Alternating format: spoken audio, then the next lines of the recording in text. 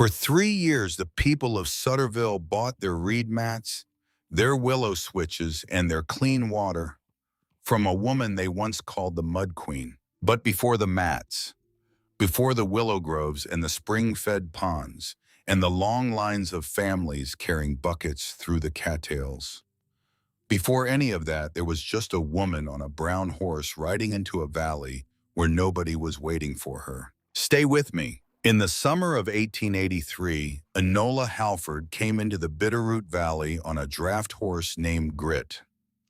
The horse was thick-necked and slow and had carried her more than 2,000 miles from Pennsylvania without complaint. Behind them, picking his way through the dust with his ribs showing through a coat the color of wood smoke, trotted a gray dog who had no name yet. The dog had found her outside of Missoula. She had made camp along a creek bed, boiled coffee over a small fire, and fallen asleep with her boots still on. When she woke before dawn, the dog was sitting 6 feet from the fire ring watching her. He did not wag his tail. He did not come closer. He simply sat there thin and calm, as if he had been assigned to her and was waiting for instructions. She held out a piece of hardtack. He took it gently from her fingers, chewed it once and swallowed.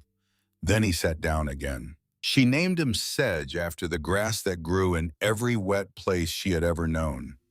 He had amber eyes that caught the firelight like pennies, and he watched the world with the patient attention of something that had already survived the worst of it and saw no reason to be afraid of what was left. Enola was 26 years old and had buried more than a woman her age should have had to bury. Her husband Bartow had died of typhoid fever 14 months earlier on a small farm near Harrisburg, Pennsylvania.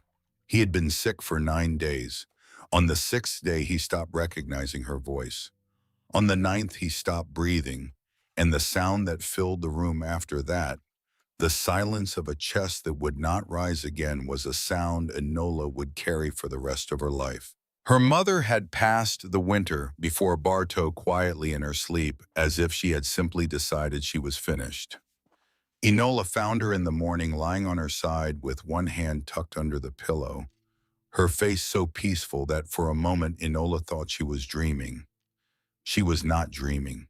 She was gone, and she had taken with her 40 years of knowledge about plants and soil and water, and the old ways of managing wet ground in the Rhineland. Knowledge she had spent Enola's entire childhood trying to pass along, as if she knew somehow that the time for teaching was shorter than it appeared. Her father had been gone since Enola was 11. A logging accident, a tree that fell the wrong direction on a January morning when the ground was frozen and the saw bit deeper than anyone expected. What remained of her family was an uncle she had never met, a man named Boone Rennick, who had gone west in the 1860s and staked a claim on a stretch of ground along Blacktail Creek south of a settlement that would later become Sutterville. Uncle Boone had lived alone on that claim for nearly 20 years, and in the spring of 1883, he died alone on it, too. The letter did not say how. It only said that he was gone. The letter from a territorial lawyer reached Enola in June, forwarded twice before it found her. It informed her in language that was precise and polite that she was the sole heir to 40 acres of bottomland in the Montana Territory. But even through the careful legal phrasing, Enola could sense the apology hidden in it. The land, the lawyer wrote, was predominantly marshland, unsuitable for conventional agriculture or grazing, though it does hold some timber rights along the eastern boundary. She read the letter 3 times at the kitchen table of the farmhouse that was no longer hers in any way that mattered. Bartow was in the ground. Her mother was in the ground. The farm owed money she did not have. She sold it for $1,100. She packed her mother's journals, 3 of them filled with tight German handwriting about plants and soils and the rhythms of water in low country, into an oilskin pouch. She bought Grit from a neighbor for $60 because the horse was ugly and patient, which were the two qualities she needed most. And she went west. The first time Enola saw her inheritance, she stood at the edge of it for a long while and said nothing. It was a broad, low stretch of land where Blacktail Creek had spread itself out over centuries into a maze of shallow channels and reed beds. Cattails stood 6 feet high in dense walls that blocked the view in every direction. Willows grew in tangled clusters along the banks, their roots disappearing into black mud that swallowed a boot to the ankle. The air was heavy with the sound of red-winged blackbirds calling from the tops of the reeds and the thick, steady hum of insects moving through the warm afternoon light. Standing water glinted between the cattails in wide, shallow sheets that caught the sun and threw it back in pieces. The smell was rich and dark and alive, wet earth and green growth, and the faint sweetness of something decaying underneath feeding something new above. A man named Quillen Sperling had ridden down to meet her. He ranched 300 acres to the north, and he was the kind of man who considered it his business to know when someone new arrived in the valley. He sat on his horse at the edge of the marsh and pushed his hat back with one finger. "Your uncle tried to drain it twice," he said. "Dug ditches from here to the south bank. Water just came back, always does." Enola nodded. She was watching a great blue heron lift from the reeds, slow and deliberate, its wings barely clearing the tops of the cattails. The bird rose without hurry, as if it had all the time in the world and knew it. "I appreciate you telling me," she said. Quillen shifted in his saddle. He was not an unkind man, but he had the particular confidence of someone who had spent 30 years on the land and believed he understood it completely. "Ma'am, I don't mean to speak out of turn, but this land isn't worth the paper it's printed on. You'd do better selling the timber rights and moving into town. Mrs. Corinna has a room above the dry goods store, clean, reasonable." "I appreciate that too," Enola said. Quillen waited for more. There was no more. He looked at her, this small woman in a man's canvas coat with mud already darkening the hem of her skirt, standing at the edge of a swamp with a half-starved dog and a draft horse that looked like it had been built for punishment. He tipped his hat, turned his horse, and rode home. On the way, he told himself he had done the Christian thing. He had offered advice. What she did with it was her own affair. Enola walked into the marsh that afternoon. She went in, up to her shins, the water cold against her legs, the mud pulling at her boots with each step.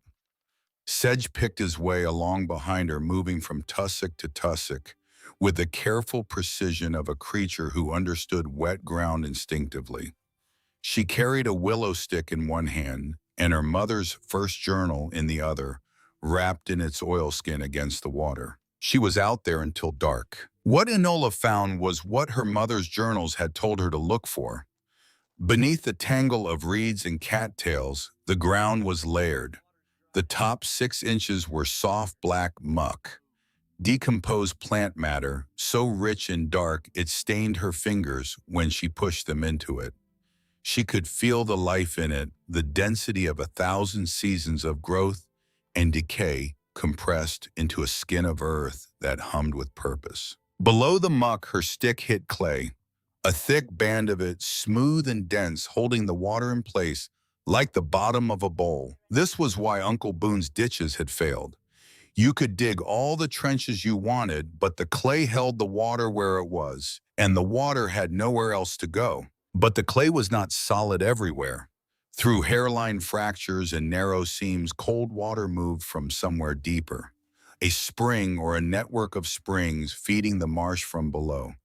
Enola found the first seep by feel her hands suddenly touching water that was colder than anything on the surface, water that tasted of mineral and deep stone when she brought her fingers to her lips. She found 3 more seeps before the light failed. The water was not stagnant. It was slow, but it moved. If you cleared a patch of reeds and crouched low and waited, you could see it. A faint current pushing through the channels, barely visible, carrying with it the cold, clean taste of an aquifer that had been running long before anyone thought to build a town nearby. Her mother had written about land like this in the old country, Feuchtwiesen she called them, wet meadows, places where water and soil and plants existed in a kind of partnership that most people never bothered to understand because understanding it required patience, and patience was not a quality the world rewarded. You did not drain a Feuchtwiese. You managed it. You learned its rhythms. You worked with what it wanted to do. Enola set up a canvas tent on the high ground at the eastern edge of the property near a stand of cottonwoods that broke the wind and dropped enough shade to keep the tent cool through the late summer afternoons. She built a fire ring from creek stones, hung her iron cooking pot from a tripod of green willow poles, and started a notebook of her own. In the first week, she mapped every visible channel and spring seep she could find. There were 11. She marked each one with a willow stake driven into the mud and recorded the water temperature with a glass thermometer she had carried from Pennsylvania wrapped in 3 layers of cloth. The spring water ran at 48 degrees even in August when the air above the marsh climbed past 90. She wrote down the numbers and circled them. Cold water in August meant depth. Depth meant the source would not depend on rain. In the second week, she began cutting reeds. The people of Sutterville did not know what to make of Enola Halford. She came into town once a week on grit, riding slow up the main road with Sedge trotting beside her like a gray shadow. She bought flour salt nails and rope from Arden Udall's general store. She was polite but not talkative. She wore a man's canvas coat and boots that were permanently dark with marsh mud. Her hands were cut and calloused. She smelled faintly of wet earth and wild mint. Arden Udall, who had run the general store for 11 years and considered himself a good judge of people, asked her once what she was doing out there in the marsh. Learning, she said. Learning what? What the land wants to be. Arden repeated this to Quillen Sperling over the counter the following day. Quillen repeated it to his wife at supper. His wife told Mrs. Corinna at the dry goods store on Thursday. Mrs. Corinna told everyone who came through the door for the next 2 weeks, and by September, the phrase had become a joke that moved through Sutterville like a low wind. What the land wants to be. As if 40 acres of swamp had ambitions. As if a bog could dream. They started calling her the Mud Queen. Not to her face, never to her face, but in the saloon and at kitchen tables and along fence lines where men stopped to talk while their horses stamped at flies, the name stuck. The Mud Queen out there in the swamp, learning what the land wants to be. The laughter did not bother Enola. She knew this not because she told herself it didn't the way people sometimes pretend a wound doesn't sting while the blood runs down their wrist. She knew it because she had buried a husband and a mother and a father, and she understood now that words were just sounds. They moved through the air, and they were gone. They could not dig a channel or plant a willow or feed a child through winter. They could not hurt her unless she allowed them inside, and she had no room left inside for anything that was not useful. That night, alone in her tent with Sedge curled at her feet, she opened her mother's second journal to a page about willow planting. In the margin in handwriting so small, Enola had to hold the page close to the firelight. Her mother had written a single sentence in German. Enola had translated it years ago, sitting at the kitchen table in Harrisburg, while her mother kneaded bread and she had never forgotten it. Der Boden kümmert sich nicht darum, wer an ihn glaubt. The ground does not care who believes in it. She read it twice, then she closed the journal and slept. Her first reed harvest came in late September, and it was a disaster. She had cut nearly 400 bundles of bulrush and cattail over the course of 2 weeks, working from dawn until her shoulders burned and her hands bled through the cloth wraps she used for grip. She stacked the bundles on a raised platform she had built from willow poles 3 feet off the ground to keep them clear of moisture, and she left them to dry. But she had stacked them too tight and started too early. The September rains came. 3 days of steady, windless rain that soaked the outer bundles and sealed the moisture inside like a cork in a bottle. The trapped dampness turned to mold. By the time she discovered it pulling back the outer layer to check the progress, half the harvest was ruined. Gray-green fuzz eating through the stalks in soft spreading patches. The sharp, sour smell of rot rising from the pile like a living thing. She sat on a stump beside the ruined stack and stared at it for a long time. 400 bundles, 2 weeks of work, half of it gone to mold because she had been too eager, too impatient, too convinced that speed mattered more than method. Sedge lay at her feet, his chin on his paws, watching her with those amber eyes that never seemed to judge, only to wait. "Well," she said to the dog, "now I know how not to do it." She pulled apart every bundle. She salvaged what she could. She burned what she couldn't, and she started over. This time she spread the reeds thin on open racks no more than 2 bundles deep, turned them by hand every morning and every evening, and covered them with canvas at night to keep the dew off. She watched the wind and adjusted the racks to face it. She checked for moisture with her fingers every day, pressing deep into the center of each bundle, feeling for the faint warmth that meant decay was starting. Not one bundle molded. By October, she had 200 bundles of clean, dry reed, enough to weave 60 mats. She loaded 20 of them onto grit and rode into town. Arden Udall took them on consignment with the expression of a man who was doing a favor he expected to regret. He set the mats in a stack near the back wall behind the flour barrels, where customers would have to go looking for them. A rancher's wife bought 4 before the week was out, used them for roofing patches on a leaking outbuilding. She came back the following Monday and bought 3 more. Arden moved the stack closer to the front. Through the fall and into the first winter, Enola worked. She dug shallow channels no more than 8 inches deep and 2 feet wide, connecting the spring seeps to a series of natural depressions she had identified in the marsh's interior. She lined the bottoms of each channel with clay dug from the creek bank, carrying it in buckets, spreading it smooth, tamping it flat with the back of her shovel until the surface was dense and watertight. The channels carried the spring water into the depressions, which slowly filled and held. By November, she had 3 ponds each, roughly 12 feet across and 2 feet deep, fed by a constant, slow trickle of 48-degree water that never stopped flowing.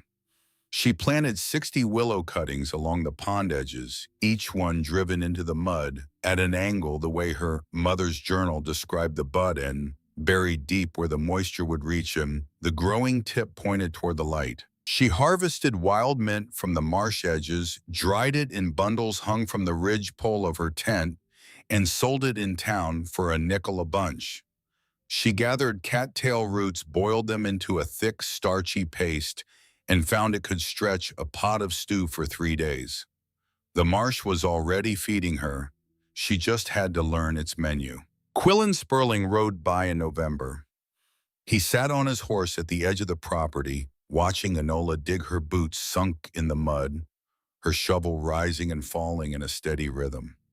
Sedge sat on the bank above her like a foreman inspecting the work. "You're digging ponds," Quillen said. "In a swamp." "I'm guiding water," Enola said without looking up. "There's a difference." "Is there?" "Yes, digging in a swamp means fighting the water. Guiding it means deciding where it goes." Quillen shook his head and turned his horse toward home. But halfway up the ridge, he stopped. He turned in the saddle and looked back. She was still digging. The dog was still sitting on the bank.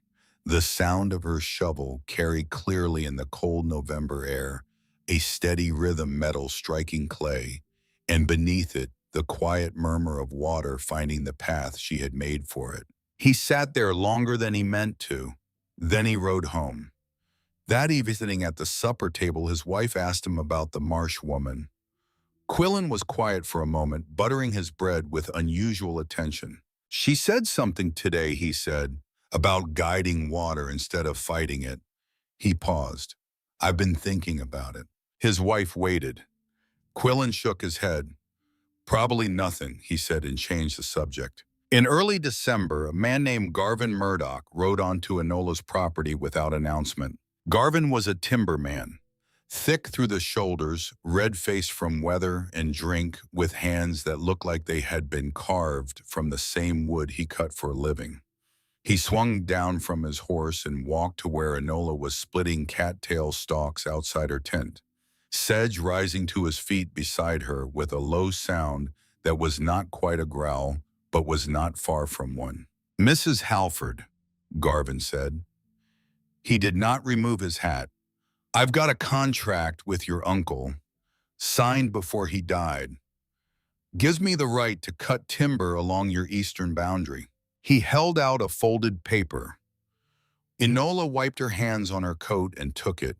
The contract bore what appeared to be Boone's signature, but the date was smudged and partially illegible. The cutting area described in the contract was the stand of cottonwoods where Enola had pitched her tent and built her drying racks.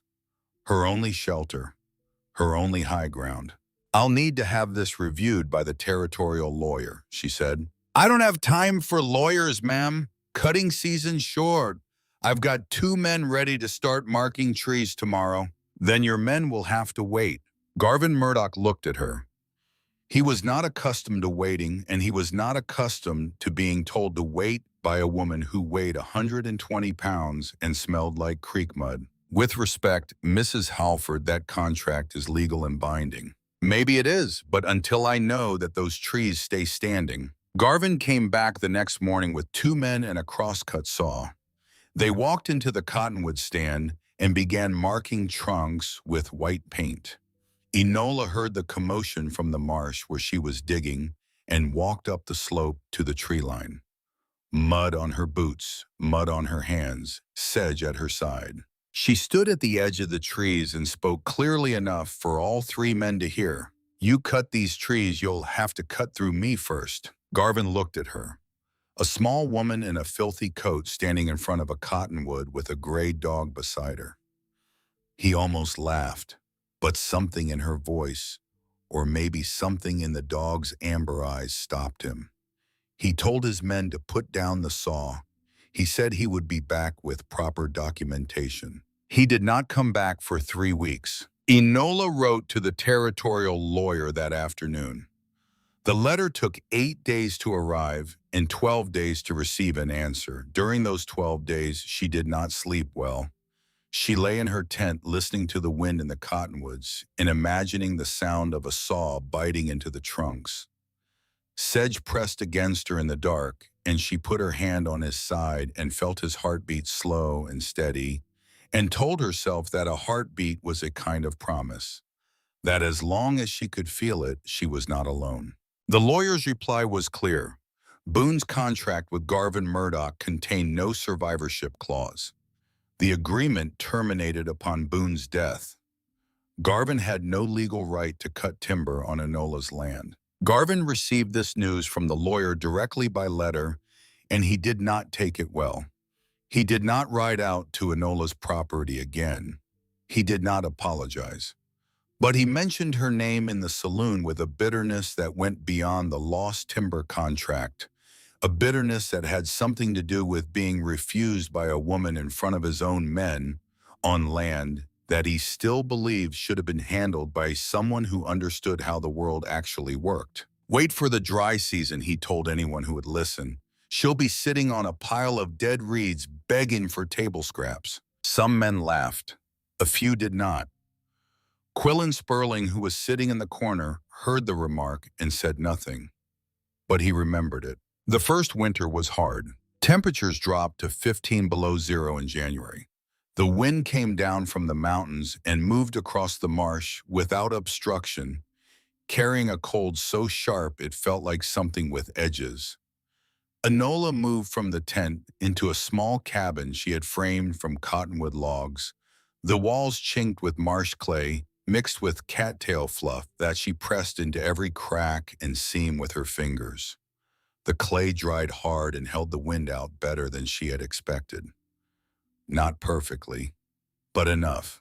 She built a stone fireplace from creek rock, fitting the stones together without mortar, learning from her mistakes as the first two attempts crumbled and the third held. She burned willow and cottonwood, feeding the fire through the long nights, and she slept with sedge pressed against her back, his warmth steady and constant. The ponds froze on the surface but kept moving underneath. She could hear it at night when the wind paused and the cabin went quiet. The murmur of spring water pushing beneath the ice, patient, constant, moving through the channel she had dug, as if the cold were irrelevant, as if the water had a destination it intended to reach, regardless of what the weather thought about it. She checked the ponds each morning at first light, breaking a hole in the ice with the back of her axe and lowering her hand to confirm the flow. It never stopped. Not once. Not on the coldest morning of the coldest week of the hardest winter she had ever endured. In February, she noticed something that changed her understanding of the marsh. The ground around her ponds, where the willow cuttings stood in their rows like soldiers waiting for spring, was softer than the ground anywhere else on the property. She pushed a stick into the soil and it sank 6 inches without resistance, while everywhere else in the valley, the earth was frozen solid as iron. The constant movement of spring water beneath the surface 48 degrees in the dead of winter was keeping the soil above it from freezing completely. She wrote this observation in her notebook and underlined it twice. Then she sat on the edge of the pond, her breath making clouds in the cold air, and she understood something that she could not have understood from a book or a journal or a lesson at a kitchen table. The marsh was not a problem to be solved. It was a system that was already working. The springs fed the ponds. The ponds warmed the soil. The soil would nurture the willows. The willows would hold the banks. The banks would protect the channels. And the channels would carry the water back to where it was needed. Everything was connected. Everything was already in motion. All she had to do was pay attention. Spring arrived in March, sudden and muddy and loud with birdsong. The snow pulled back from the high ground, first then from the marsh edges, and finally from the frozen surface of the ponds, which softened and opened over the course of a single warm week, as if the ice had simply been waiting for permission to leave. The willows had rooted. Every one of the 60 cuttings showed green buds along its length. Enola found the first ones on a Tuesday morning in early March, tiny swellings of pale green pushing through the bark, and she stood in the mud looking at them for a long time. 60 cuttings, 60 chances. Every single one of them had caught. By April, the willows were 3 feet tall, their leaves catching the wind like small green flags. The ponds had survived the winter intact. The channels were clear. The spring water flowed through them the way it always had, cold and steady and patient, carrying the mineral taste of deep stone. She expanded. She dug 4 more channels and 2 more ponds. She built 6 drying racks from willow poles, each one 12 feet long, set on the high ground where the wind moved freely. She cut her reeds earlier this time, split them lengthwise for faster drying, and turned them on a schedule she kept in her notebook. She checked for moisture. She adjusted the racks. She watched the weather. Not one bundle molded. Enola Halford had lost her husband, her mother, her father, and every life she had built before this one. She had arrived in Montana with a horse, a dig, and 3 notebooks written in a language most of her neighbors could not read. She had been laughed at, dismissed, threatened, and called the Mud Queen by people who had never once walked into the marsh to see what she had built there. And now it was spring, and the willows were growing, and the water was running, and for the first time since Bartow died, Enola Halford allowed herself to think the word that she had been afraid to think for 14 months. Not hope exactly. She did not trust hope. Hope was a promise the world made and then broke whenever it felt like it. Something quieter than hope, something closer to the ground. She stood at the edge of her oldest pond in the April light, watching the water move through the channel, listening to the blackbird's call from the tops of the cattails. Sedge sat beside her, his gray coat warming in the sun, his amber eyes half closed. The marsh did not care who believed in it.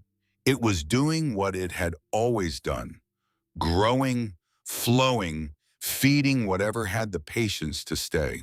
And Enola Halford had patience. She had nothing else, but she had that. A man named Ulrich Emmerich rode onto Enola's property in April of 1884 with his 16-year-old son beside him, and the first words out of his mouth were an insult wrapped in a question. Ulrich ran 160 acres of cattle land south of town. He had been ranching since before Sutterville had a name, and he carried himself with the stiff-backed certainty of a man who believed that hard work and common sense were the only two tools a person needed.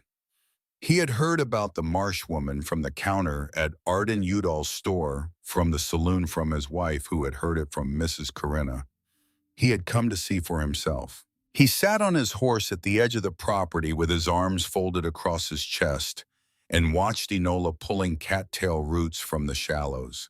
She was in the water up to her elbows, mud streaked across her jaw, her braid hanging heavy and dark against her back.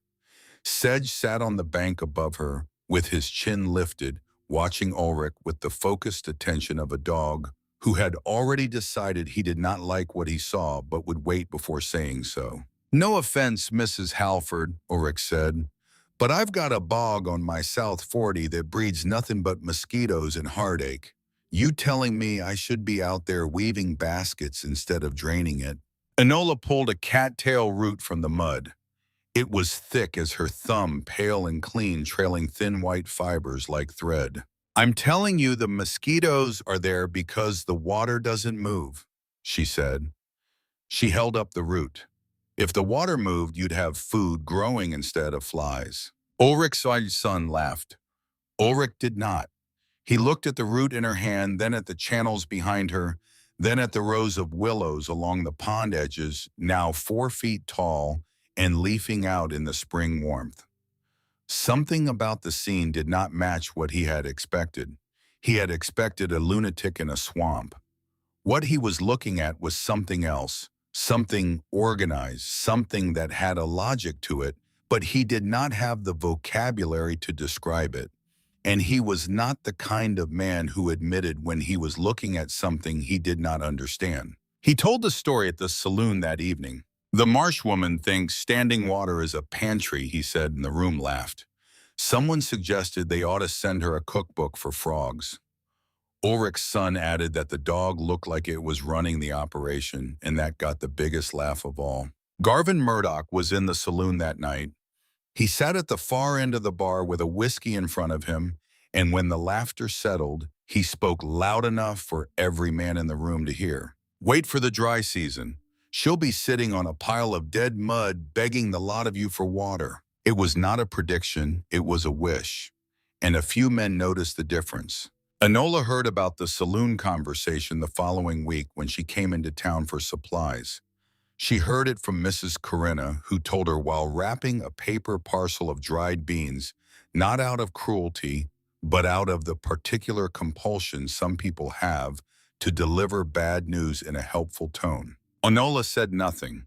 She paid for her beans and her nails and her rope. She loaded them onto grit and rode home. That evening, she sat by the fire in her cabin and worked on her weaving. She had been experimenting through the spring with different reed thicknesses and weave patterns, keeping notes on which held up in rain, which dried fastest without cracking, which could bear weight.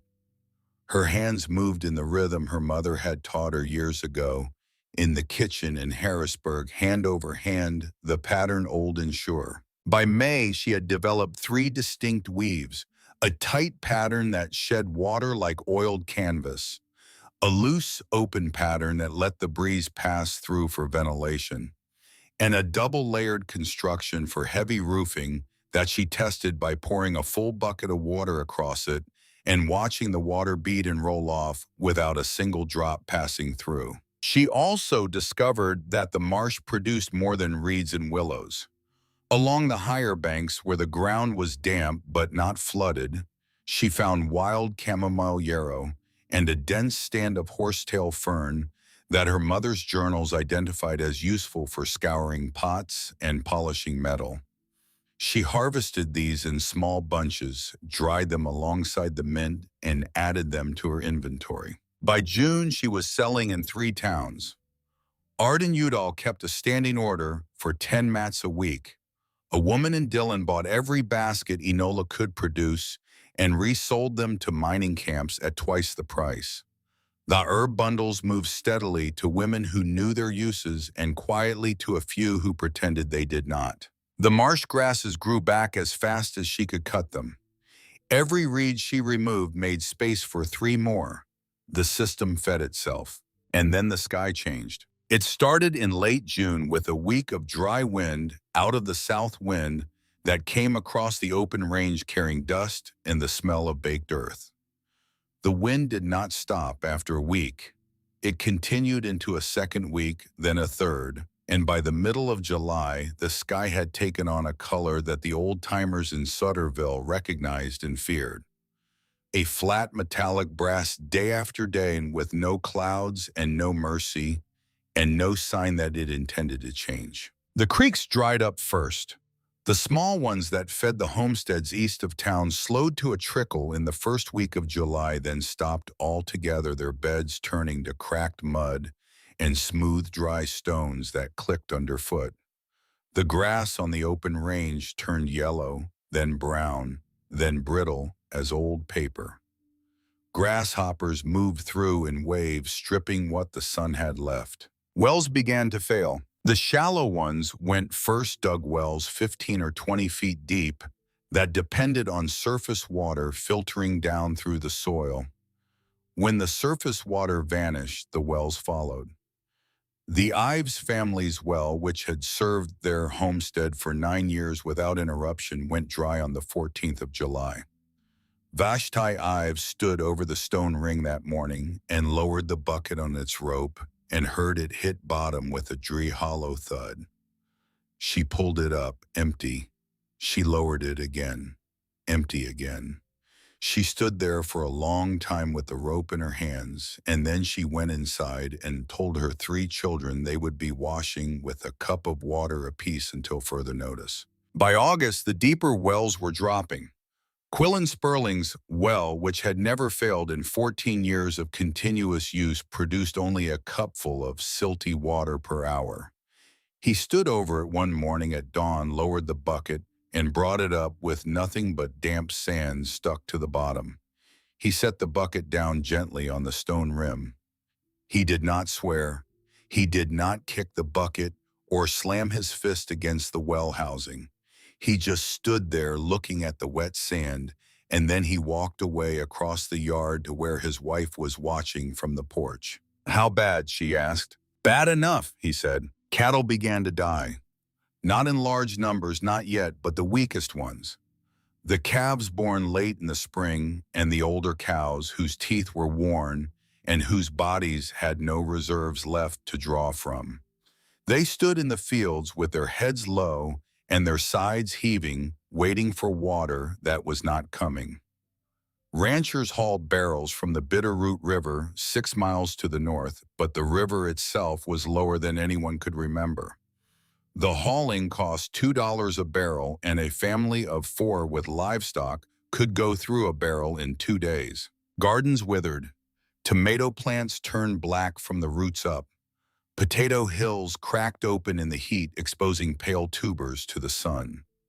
Women who had canned 40 jars of vegetables the previous summer stood in their kitchen doorways and looked at the brown, curling ruins of their plots and tried to calculate how far the winter stores would stretch and whether the calculation would end with a number that kept their children fed through March. Men who had never worried about money sat at their kitchen tables after dark, counting coins by lamplight adding the same column of figures 3 times and getting the same answer each time. An answer that was not enough. And through all of it, through the cracked earth and the dying wells and the cattle standing hollow-eyed in fields that had turned to dust, Enola Halford's marsh kept flowing. The springs drew from an aquifer that did not answer to the weather, while every stream and well in the Bitterroot Valley faltered and failed. Her 11 seeps continued to push cold, clean water into the channel she had dug, through the clay-lined beds she had shaped with her own hands, and into the ponds that sat in the marsh like calm, clear eyes, looking up at a sky that had forgotten what rain was. The reeds grew, the willows grew, the mint grew, the cattails stood tall and green, while the hills around them baked to a color that reminded Enola of old bone, the color of something that had been alive once and was not alive anymore. She did not gloat. She did not ride into town and say, "I told you so." She did not mention it to anyone. But people noticed. People always notice water when they do not have any. The first one to come was Vashti Ives. She arrived on a Tuesday morning in early August, walking because her husband needed the horse for hauling. She had a bucket in each hand and dust on her dress and a look on her face that Enola recognized because she had seen it in her own mirror during the weeks after Bartow died. The look of someone who has run out of options and is now standing in front of a door they never expected to knock on. "Mrs. Halford," Vashti said, "I heard you have water." "I have water. Could I fill these?" "You don't have to ask. Fill what you need." Vashti knelt at the edge of the nearest pond and lowered her buckets. The water came in cold and clear, and Vashti held her hand in it for a moment, feeling the temperature, and her eyes went wide. She brought her wet hand to her face and pressed it against her cheek, and Enola saw something pass across the woman's expression that was more than relief. It was the specific physical gratitude of someone whose children had been drinking silty river water for 3 weeks. Vashti came back the next day with her husband and 3 milk cans. By the end of August, 5 families were drawing water from Enola's ponds. She showed each of them where to go and asked only that they not trample the willow plantings. Then the ranchers came. Quillen Sperling arrived on a Tuesday morning with a wagon and 4 empty barrels.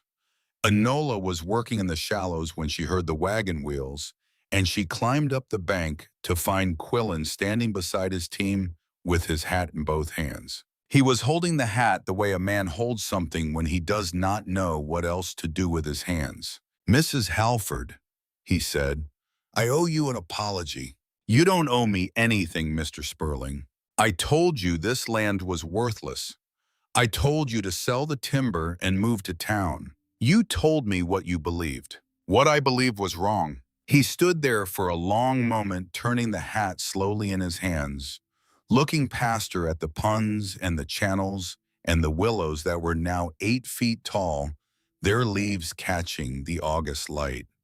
The marsh behind her was impossibly, almost offensively green against the brown and yellow landscape that surrounded it. "How did you know?" he asked. "My mother knew," Enola said. "She grew up on land like this in Germany. She wrote it all down. I just followed what she taught me." Quillen nodded slowly. Then he said something that surprised her. "My wife told me to come here a month ago. I wouldn't do it." "Why not?" He looked at his boots. "Pride, I suppose.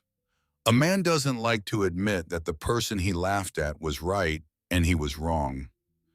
Especially when she's half his age and doing what he told her couldn't be done." It was the most honest thing anyone in Sutterville had ever said to her.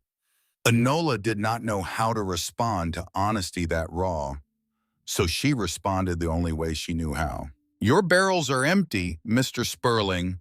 Let's fill them." Quillen came back twice a week for the rest of the summer, and each time he came, he stayed a little longer.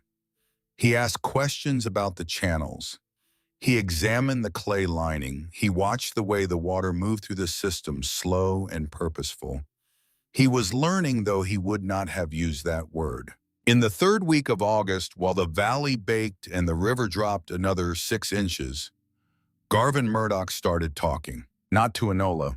Garvin Murdoch had not spoken to Enola since the timber contract fell through, but he spoke about her in the saloon and at the feed store and along the fence lines where men gathered to share misery and count their losses. One woman sitting on the only water in the valley, Garvin said, leaning against the bar with a whiskey going warm in his hand. And nobody's asking what she wants for it. She's not charging, Arden Udall said from behind the counter, where he was stacking bags of flour that were selling faster than he could order them. Not yet, Garvin said, but she will, you watch. She'll wait until you're desperate enough to pay whatever she asks, and then she'll name her price. She gave water to the Ives for free, Arden said, and to the Sperlings, and to the Mercer family. That's how it starts, Garvin said. Generosity, then comes the bill. The words spread the way words always spread in small towns, moving from kitchen to kitchen, gaining weight with each retelling. By the end of the week, two families who had never met Enola arrived at her marsh with the cautious, suspicious posture of people who expected a trap. A man named Colvin Caudle came with his wife in 2 empty barrels. He filled his barrels in silence, watching Enola from the corner of his eye. When the barrels were full, he stood beside his wagon and cleared his throat. "What do you want for this?" he asked. "Nothing, nothing. The water isn't mine," Enola said. "It comes from under the ground. I just dug the place where it comes up." Colvin Caudle looked at her for a long time, trying to find the angle. There had to be an angle. There was always an angle. But Enola was already walking back into the reeds, and the only thing following her was the gray dog, and the only sound was the water moving through the channels, and there was no angle in any of it. Vashti Aves heard about Garvin's accusations on a Thursday. She heard them from Mrs. Corinna, who heard them from Garvin's wife, who had heard them from Garvin himself at the breakfast table. Vashti put on her good dress. She walked into town. She went into Arden Udall's store where 6 people were gathered, including 2 of the men who had laughed loudest at Ulrich Emmerich's frog cookbook joke 4 months earlier. "Mrs. Halford has not taken a penny from my family," Vashti said. Her voice was not loud, but it carried the way truth carries when a person is too angry to be polite and too certain to be quiet. "She gave us water when our well went dry. She showed my daughter which plants along the creek bank were safe to eat. She gave my husband willow cuttings for our fence line and would not take payment." She paused. She looked around the room. "Whoever is saying she charges for water, I want them to look me in the eye and say it to my face." Nobody spoke. Nobody looked at anybody else. Arden Udall adjusted a can of peaches on a shelf that did not need adjusting. "That's what I thought," Vashti said. She bought a pound of sugar and walked home. Garvin Murdoch was not in the store that day, but the silence that followed Vashti's speech reached him anyway, carried by the same current of gossip that had carried his accusations. He stopped talking about Enola's water after that, not because he had changed his mind, but because he no longer had an audience. The drought broke in September, with 3 days of rain that turned the roads to rivers of brown mud and filled the shallow wells overnight. The deep wells took longer. Some of them never fully recovered that season. But the rain fell and the sky changed color, and the people of Sutterville walked outside and stood in it with their faces turned up and their eyes closed, feeling it on their skin like a benediction. The damage, though, was done. Ranchers had lost cattle they could not replace. Gardens had produced nothing. Hay stores were depleted.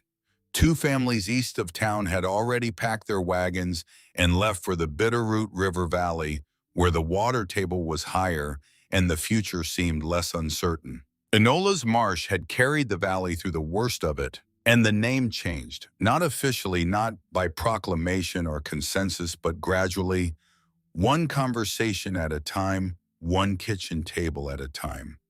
They stopped saying the Mud Queen. They started saying the Marsh Woman. And the way they said it was different. There was weight in it now. a kind of respect that had nothing to do with understanding what she had done and everything to do with understanding what it had meant when she did it.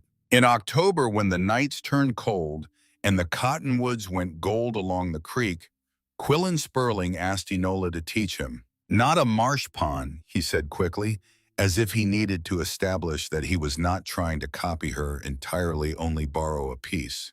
I know I haven't got the springs for that, but something that holds water better, something that doesn't go dry the first time the rain stops for 3 weeks. Enola walked his property with him. She spent the better part of a day moving across his 300 acres, testing the soil with a stick, reading the ground the way her mother had taught her to read it. She found a low spot on his north pasture where clay lay 18 inches below the surface. Here, she said, dig down until you hit clay. Shape the sides so the slope catches runoff from the hills to the west. Line the bottom with the clay you dig out. Pack it tight. Quillen built it that fall. He and his oldest son worked for 2 weeks digging and shaping and packing clay until their backs ached and their hands were raw. Quillen brought a notebook. It was the first notebook he had ever used for anything other than tallying cattle. The pond held water through the following summer. Then Arden Udall asked for help. Then Ulrich Emmerich. Then the Ivis. Then families Enola had never met from ranches 2 valleys over, riding half a day to see the marsh and ask how it worked. She showed every one of them. She held nothing back. She walked them through the channels, pointed out the spring seeps, demonstrated how to test soil for clay content. She gave away willow cuttings from her own stock, wrapping them in wet burlap and handing them over the way a neighbor hands over a cup of sugar.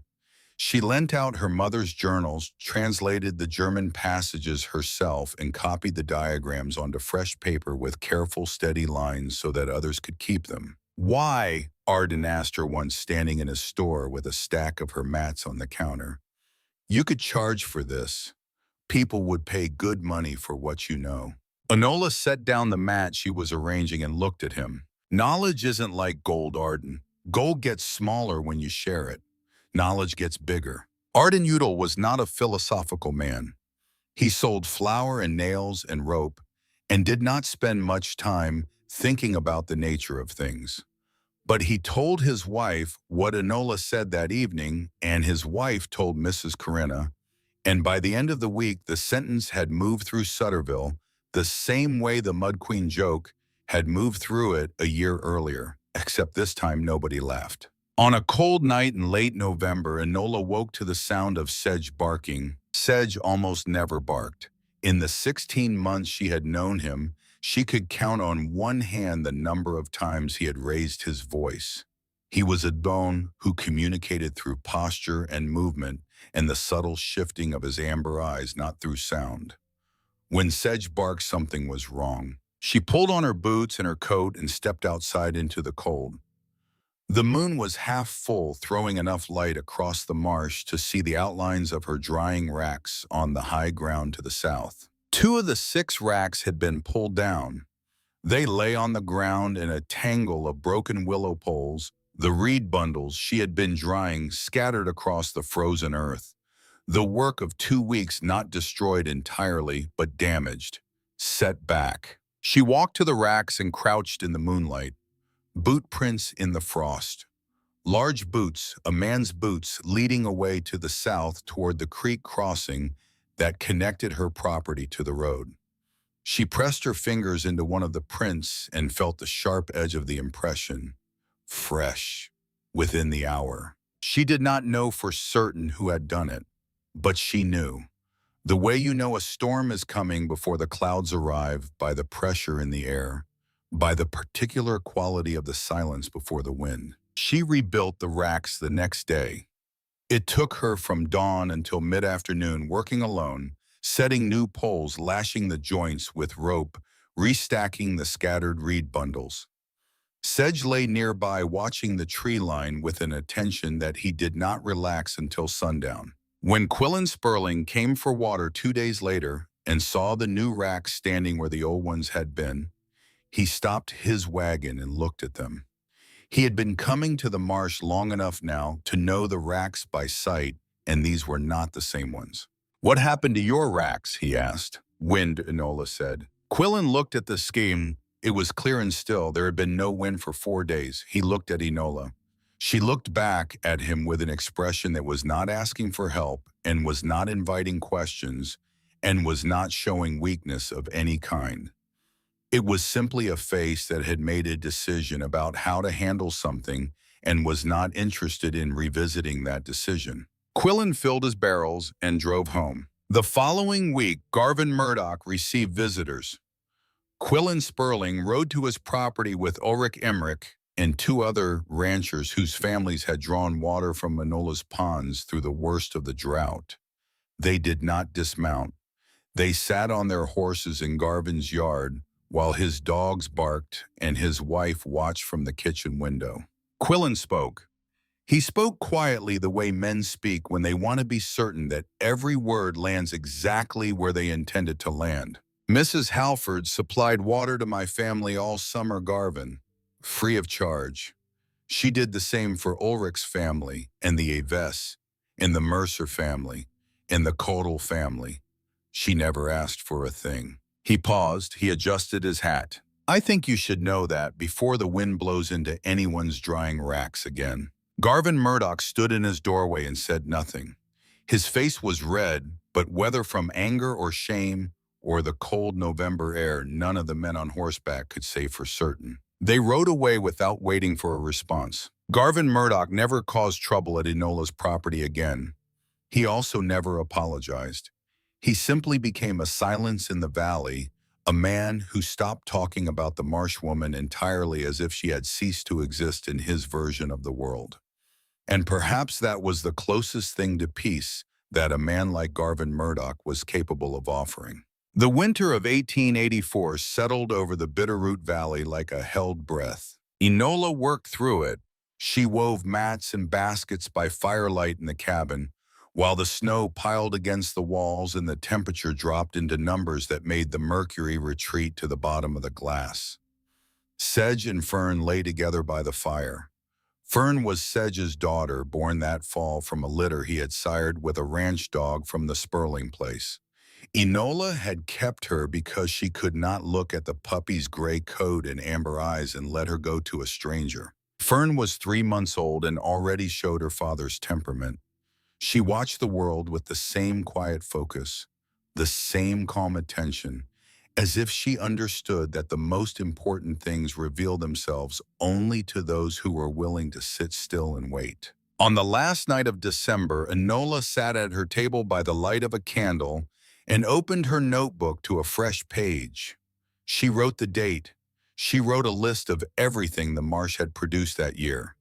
Reed mats, baskets, window screens, willow cuttings, fence posts, building poles, dried mint, cattail, flower, chamomile, yarrow, horsetail, fern, marsh hay. Water for 7 families through an 8-week drought. She looked at the list for a long time. Then she turned the page and wrote a single line. "The land answered. It answered everything I asked." And now in the silence of the cabin with the fire burning low, and the dogs breathing softly and the snow falling outside in the darkness, she allowed herself to think about the spring, about the 4 new channels she would dig, about the willow groves she would expand, about the families who would come to her not for water this time, but for knowledge. Knowledge that would get bigger with every person she shared it with. Outside beneath the ice, the springs kept moving. They had been moving for 10,000 years. They did not know about droughts or contracts or men who pulled down drying racks in the dark. They only knew the path through the clay, the slow and constant push toward the surface, the ancient patient work of bringing what was buried into the light.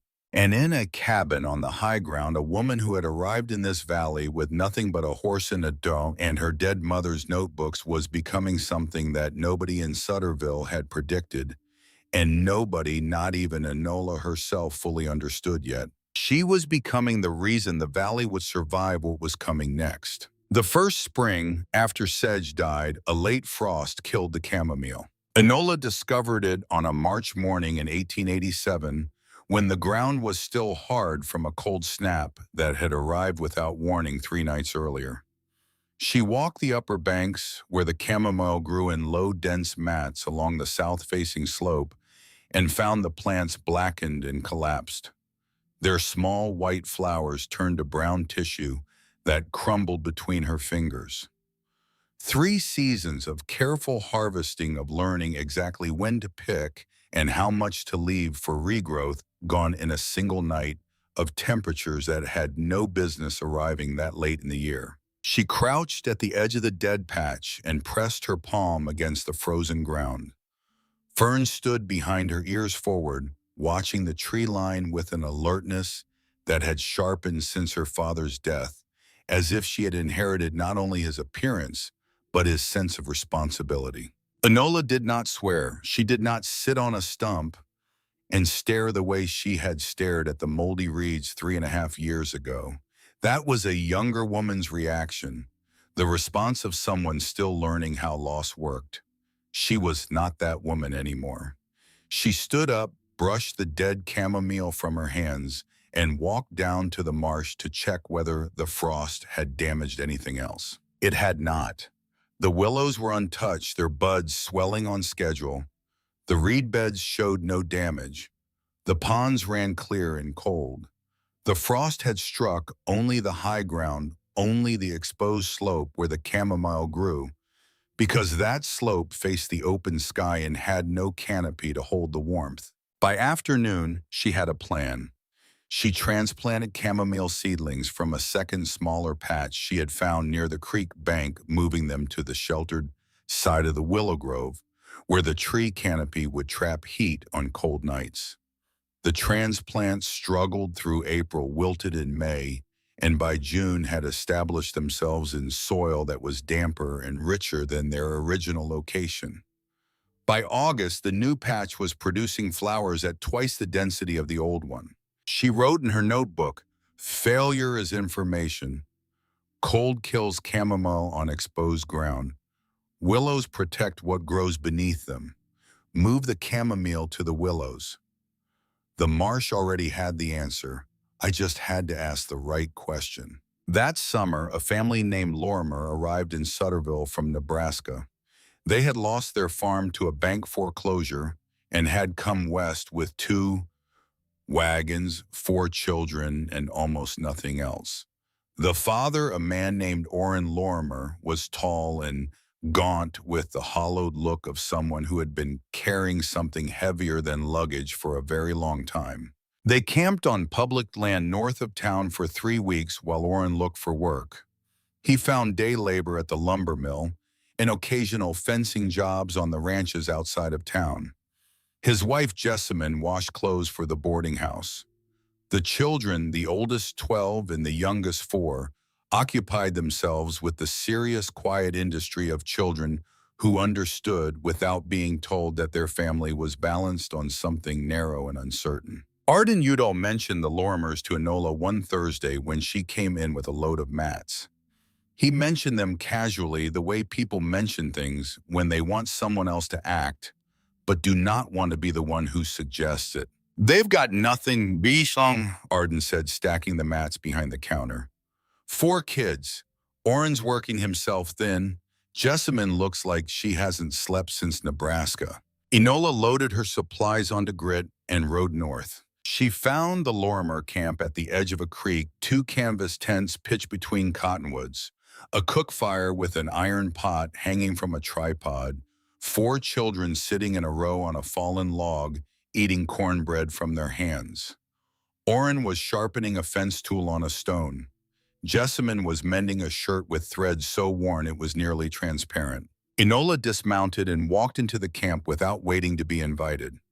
Fern followed, and the youngest Lorimer child, a girl of 4, immediately reached for the dog. Fern allowed herself to be touched with the tolerant dignity of a creature who understood that small hands meant no harm. "Mr. Lorimer," Enola said, "I'm told you're looking for land." Orrin looked up from his sharpening stone.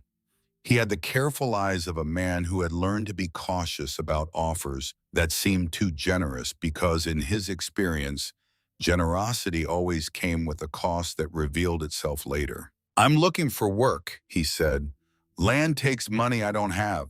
There's 40 acres south of my property that belong to the territorial government. Bottomland along the creek. Some of it is marshy. Nobody's filed on it because nobody wants to deal with the water." Orrin set down the fence tool. "I don't know anything about marshland." "I do," Enola said. "I can show you what I showed everyone else. How to read the ground, where to dig, what to plant. If you're willing to learn, I'm willing to teach." Jessamine Lorimer had stopped mending. She was looking at Enola with an expression that was not hope, exactly because hope had failed the Lorimers too many times for Jessamine to trust it anymore. It was something more cautious than hope. An opening, a door that might be real or might be painted on a wall, and the only way to find out was to walk toward it. Orrin Lorimer filed a homestead claim on the 40 acres the following week. He and Jessamine walked the property with Enola on a Saturday morning in July, while the 4 children played in the shallow water of the creek and Fern supervised from the bank, with an authority that the children accepted without question. Enola showed Orrin where the clay ran close to the surface. She showed Jessamine where wild mint and yarrow grew along the higher banks. She helped Orrin identify 2 spring seeps in the northwest corner of the property, small but steady, and she drew a diagram on a piece of brown paper showing where to dig the first channel and where to site the first pond. "Start small," she told him. "1 channel, 1 pond, get those right, and the rest follows." Orrin Lorimer dug his first channel in August of 1887. He lined it with clay the way Enola had taught half the valley to line their channels. His hands blistered and his back seized on the 3rd day, and he sat on the creek bank with his head in his hands and said to Jessamine that he was too old to start over and too broke to stop. Jessamine brought him water from Enola's pond. She sat beside him and said nothing for a while. Then she said, "The woman who taught you this lost her husband, her mother, and her father before she was 26. She came here alone with a horse and a bow and 40 acres of swamp. She's not older than me, Orrin, and she's done more starting over than either of us." Orrin went back to digging the next morning. His pond held water by October. By the following spring, he had planted willows along the banks using cuttings Enola gave him from her own groves. By the summer of 1888, the Lorimer homestead had a functioning water system, a small reed harvest, and a kitchen garden that grew in the rich soil along the pond edges where the constant moisture kept the ground fertile through the dry months. Jessamine Lorimer learned to weave from Enola. Not the complex patterns that Enola sold in 3 towns, but a simple, sturdy mat weave that could be used for roofing and floor covering. Jessamine taught her oldest daughter, who was 13 by then, and had her mother's quiet hands and her father's stubborn patience. The Lorimers were the 48th family to use the Halford method, but they were the first family that Enola had sought out instead of waiting for them to come to her.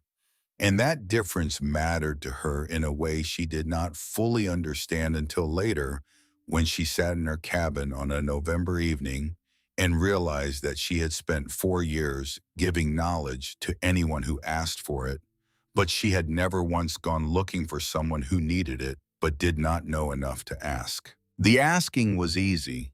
It was the looking that took courage. She started looking. Over the next 2 years, Enola rode out to homesteads she had never visited, some of them half a day's ride from her property, to examine land that settlers had written off as worthless.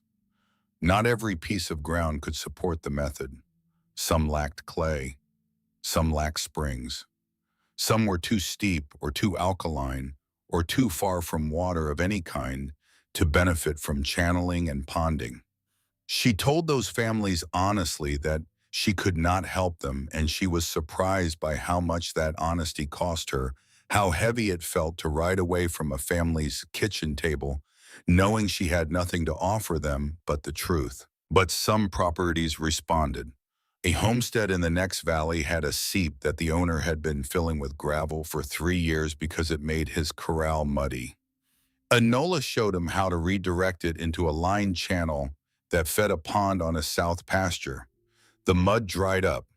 The pond held water through a dry July. The man, whose name was Kelton Jessup, stood at the edge of his new pond with his hands on his hips and shook his head slowly, the way men shake their heads when they are looking at something they should have seen years ago and are trying to decide whether to be grateful or embarrassed. 3 years I fought that seep, Kelton said. 3 years of hauling gravel. It was trying to tell you something, Enola said. It was trying to tell me I was an idiot. It was trying to tell you where the water wanted to go. That's a different thing.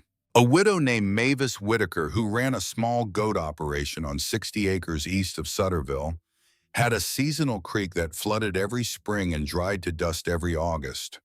Enola walked the creek with her and designed a series of 3 small retention ponds, staggered along the creek bed at different elevations, each one catching overflow from the one above.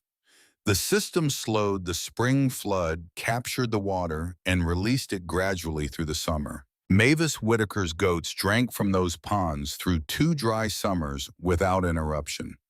She named the largest pond Enola's Puddle, and the name stuck on local maps for decades after both women were gone. In the autumn of 1889, Quillen Sperling invited Enola to Thanksgiving dinner at his ranch. She had never been inside his house. In 6 years of acquaintance, their relationship had existed entirely outdoors on the banks of ponds and along the edges of channels, in the practical vocabulary of clay and water and willow. She had never met his wife properly, had never sat at his table, had never seen the inside of the home where Quillen Sperling lived his private life. She almost declined. She was not comfortable in houses that were not her own. She did not know how to make conversation that was not about soil or water or growth rates. She was a woman who smelled of marsh mud and wore a man's coat, and whose closest companions for 6 years had been a series of gray dogs and an aging draft horse. She went anyway. She put on the one dress she owned that was not stained with mud, brushed Fern's coat until it gleamed, and rode Grit up to the Sperling Ranch on a cold Thursday afternoon. Quillen's wife was named Artis. She was a small, sharp-eyed woman with calloused hands and a directness that reminded Enola of her own mother.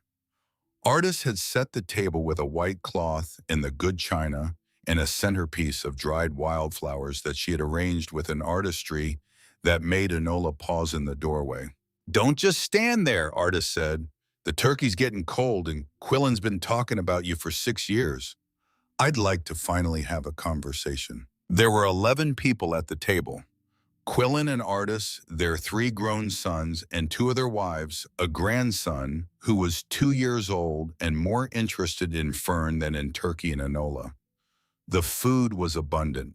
Turkey potatoes, beans from Artis's garden that she had canned in September, bread baked that morning, a pie made from dried apples. Enola ate slowly. She was not accustomed to eating with other people. She was not accustomed to the noise of a full table, the overlapping voices and the laughter and the sound of forks on plates. She sat quietly and listened and answered questions when they were directed at her, and she watched Quillen at the head of his table, this man who had told her to sell her land and move to town, and she saw something in his face that she had not seen before. He was proud. Not of himself, proud of the fact that she was sitting at his table, proud that he had been wrong about her and had admitted it, and that the admission had led to something, a friendship, a collaboration that had changed the way he understood his own land. After dinner, Artis took Enola's arm and walked her to the kitchen window. Outside in the falling November light, Enola could see the row of willows Quillen had planted along his north pasture in 1885.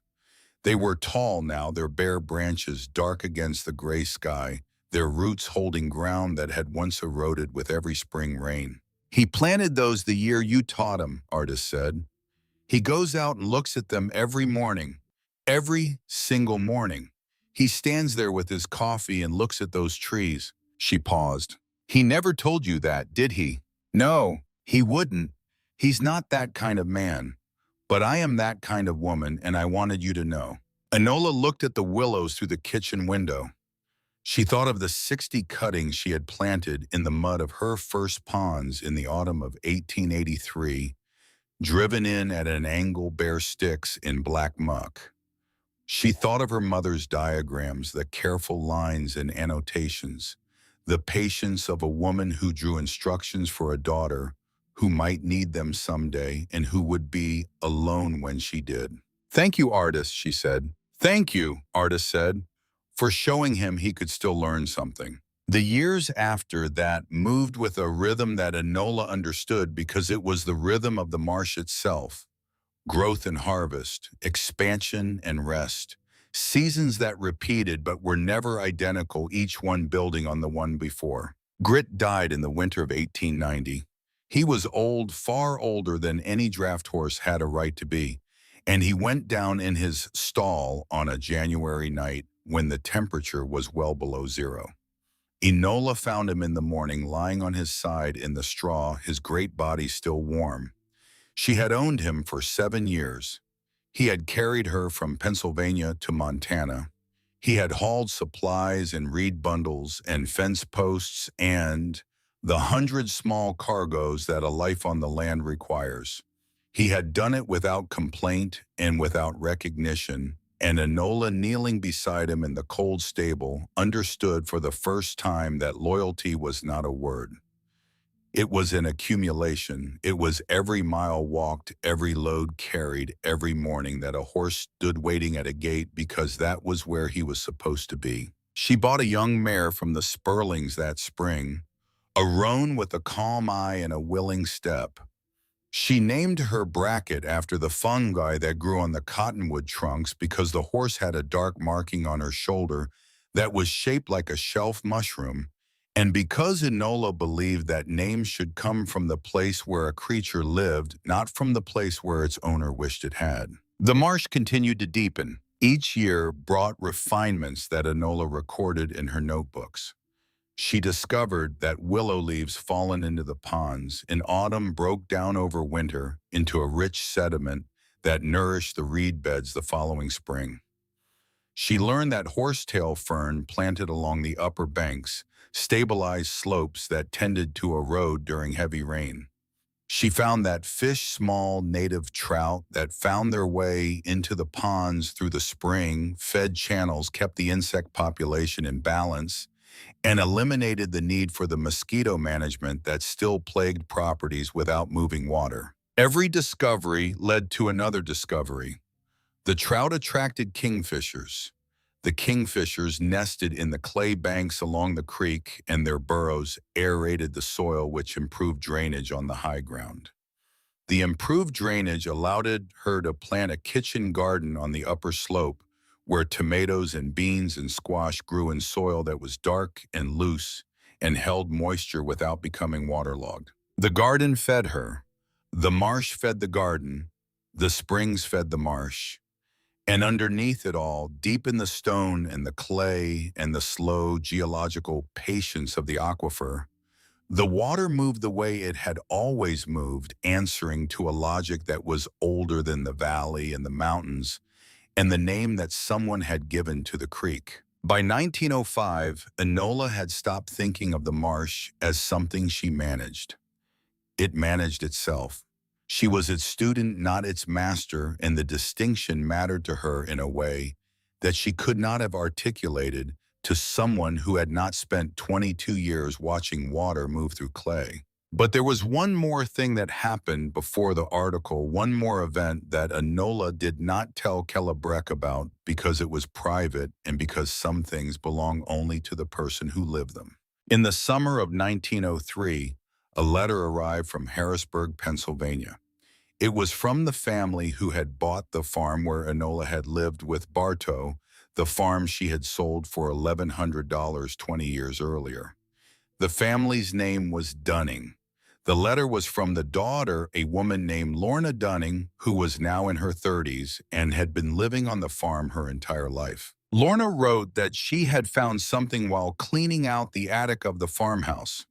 A small wooden box tucked behind a beam containing three items: a pressed wildflower brown and flat, and so old that its species was impossible to identify; a folded piece of paper with a diagram of a plant root system drawn in ink; and a wedding ring, plain gold, with an inscription on the inside that read BH to EH 1879. Bartow Halford to Enola Halford, 1879. Lorna Dunning did not know what the ring meant or who it belonged to, but she had traced the sale of the property through county records and found Enola's name. She mailed the box to Sutterville with a note that said simply, "I thought you might want these back." Enola received the box on a Tuesday afternoon. She opened it at her kitchen table along with Moss lying at her feet. She held the ring in her palm. She had not seen it in 20 years. She had taken it off on the day she sold the farm, placed it in the box with the flower and the diagram, and put the box in the attic because she could not carry it with her and could not throw it away. She had forgotten about it, or she had told herself she had forgotten about it, which is a different thing. She sat at the table for a long time, turning the ring in her fingers. The inscription was still sharp: BH to EH. The letters were small and precise, cut by a jeweler in Harrisburg who charged $3 for the work and who had told Bartow, according to Bartow's own account of the transaction, that he ought to add more words because the ring had space for them. "I only need 4, Bartow had said. "She'll know what they mean." Enola closed her hand around the ring. She did not put it on. She did not put it back in the box. She sat in the quiet cabin with the afternoon light coming through the window and the sound of the marsh outside and the warmth of a gray dog against her ankle, and she allowed herself for the first time in 20 years to miss Bartow Halford. Not the way she had missed him in the first year, which was a missing that had teeth that tore at her in the middle of the night and made the mornings feel like punishment. This was a gentler kind of missing. A recognition that he had existed, that he had loved her, that he had given her a ring with 4 words on it, and that he had been right. She did know what they meant. She put the ring on a leather cord and hung it from a nail above her work table next to the charcoal drawing of the Harrisburg farmhouse. She never wore it again. But she saw it every day for the rest of her life, and every day it reminded her that before the marsh and the willows and the ponds and the 47 families and the letters from Oregon and the diagrams on kitchen walls, before all of it, there had been a man who loved her and a farm in Pennsylvania and a life that had ended so that this one could begin. In the autumn of 1905, a woman named Kella Breck rode into Sutterville to write a story for a territorial agricultural journal.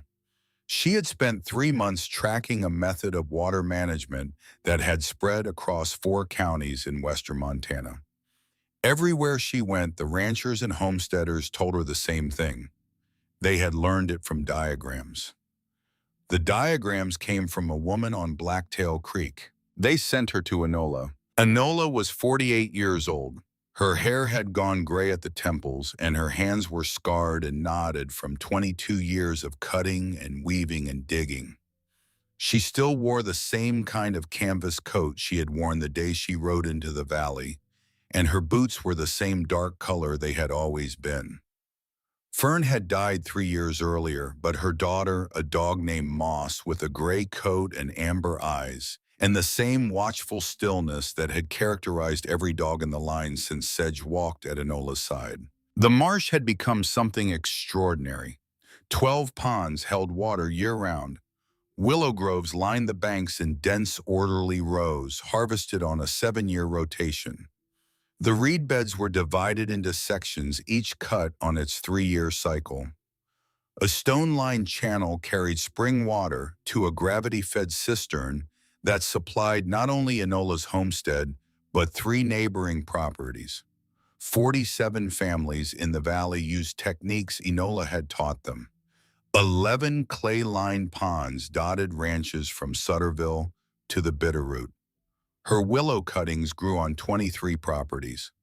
Her mother's diagrams, copied and recopied in dozens of different hands, hung on kitchen walls in houses she had never visited. Kella Breck walked the marsh with Enola for 2 days, writing everything down. She measured the ponds. She sketched the channel system. She interviewed Quillen Sperling, who was 67 now and had 14 ponds on his property, every one of them built using methods he had learned from a woman he once told to sell her land and move into town. "I was wrong about her," Quillen told Kella. "I was wrong about the land. I was wrong about what mattered." He paused and looked out across his north pasture, where a row of willows he had planted in 1885 now stood 30 feet tall, their branches moving in the wind. "But she never held it against me.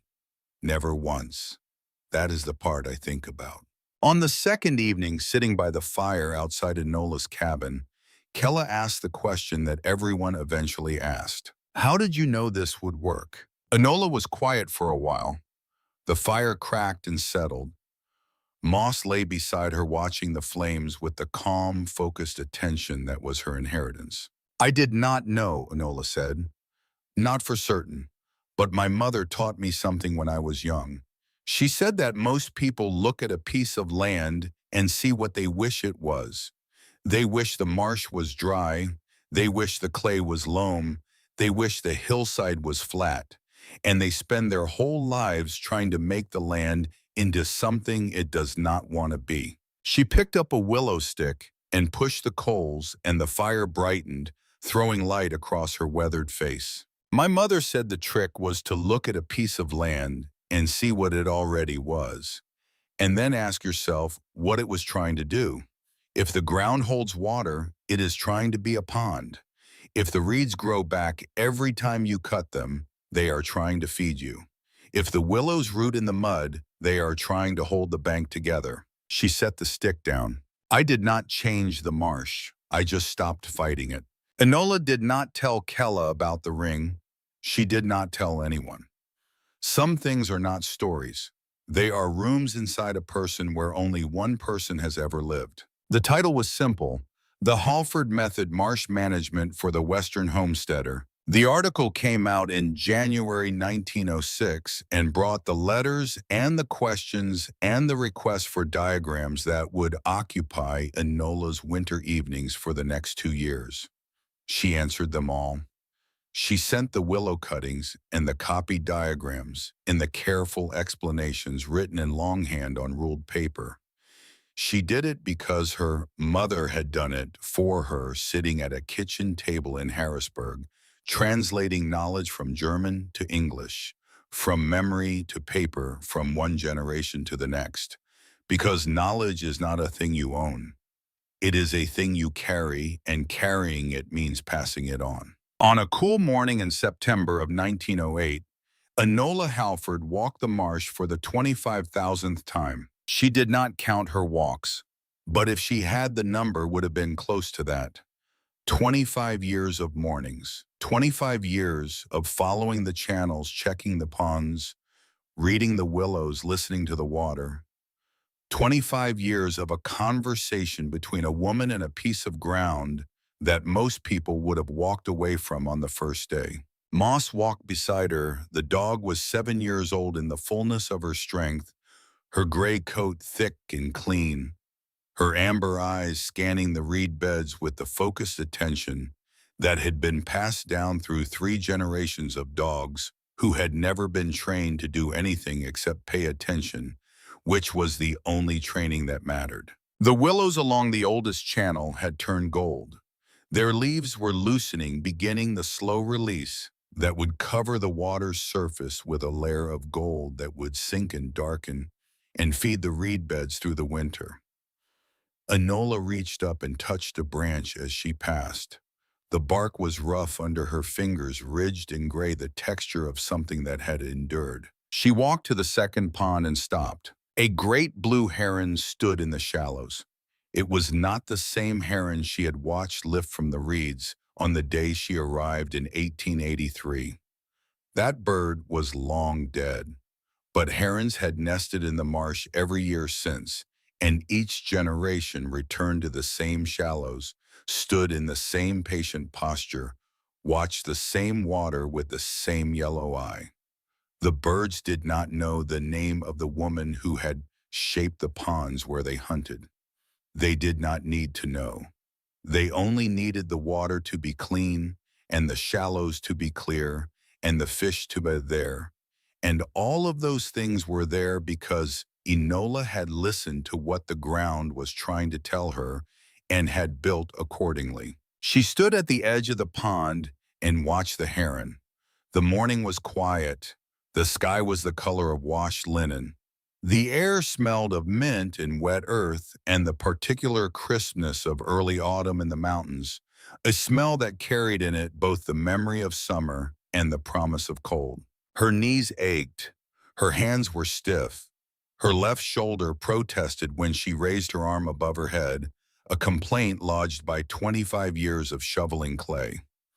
She was 48 years old and looked older, weathered by sun and wind and water, into something that resembled the land she had spent her life tending, creased and worn and entirely herself. She thought about her mother, not the diagrams or the journals or the German sentences in the margins. She thought about her mother's hands kneading bread in the kitchen in Harrisburg, the flour on her wrists, the sureness of the motion. She thought about the way her mother hummed while she worked a low, tuneless sound that was not a song, but a kind of thinking made audible, the sound of a mind that was always working on something, even when the hands were occupied with something else. She thought about Bartow, the ring on the leather cord hanging above her work table. BH to EH. 4 words. Enough. She thought about Sedge buried under the cottonwood on the high ground, his bones by now part of the soil that fed the roots that held the bank. She thought about Grit, who had carried her 2,000 miles without complaint. She thought about Fern, who had inherited her father's stillness and her father's eyes, and who had passed both of those things to Moss, who would pass them to whatever came next. She thought about Quillen Sperling, standing at his kitchen window every morning, looking at the willows he had planted because a woman he once dismissed had shown him where to put them. She thought about artists who had told her about the willows because she believed some things needed to be said out loud, even if the people they were about would never say them. She thought about Orrin and Jessamine Lorimer, who had arrived with nothing and now had a homestead with water and willows and a daughter who knew how to weave. She thought about Kelton Jessup and his 3 years of gravel. She thought about Mavis Whitaker's goats drinking from a pond that bore Enola's name on a map she had never seen. She thought about 12-year-olds in Idaho carrying notebooks into a marsh on Friday afternoons, writing down numbers that meant something. She thought about a woman in the Black Hills, a widow she had never met, standing beside a channel she had dug in the dirt following instructions she had received in a letter from a stranger, watching willows take root in mud that had been barren for years, and writing on the back of a photograph 2 words that contained everything a person could say to another person who had helped them from a distance. It worked. The heron struck. A flash of movement so fast it seemed to belong to a different animal entirely, and the bird came up with a silver fish that caught the morning light for one bright instant before it was swallowed. The heron settled again, its neck curving back into stillness, its yellow eye returning to the water, with the absolute certainty of a creature that knew the water would provide because the water had always provided. Enola watched the bird for a long time. Then she turned from the pond and walked toward her cabin, where the fire needed tending and the loom was waiting, and the day's work stretched out before her, the way the channels stretched out before the water, clear and lined and leading somewhere. Behind her, the marsh did what it had always done. The springs pushed through the clay. The channels carried the cold, clean water to the ponds. The ponds held it calm and still reflecting the sky. The willows stood along the banks, their gold leaves falling one by one onto the surface of the water, where they floated for a moment before beginning their slow descent to the bottom, where they would become soil, which would feed roots, which would hold the banks, which would protect the channels, which would carry the water to the ponds. Around and around, season after season, year after year, Enola Halford did not conquer the land. She did not tame it or subdue it or force it to yield. She did something harder than any of those things and quieter than all of them combined. She paid attention. And the land, which had been waiting a very long time for someone to pay attention, gave her everything it had.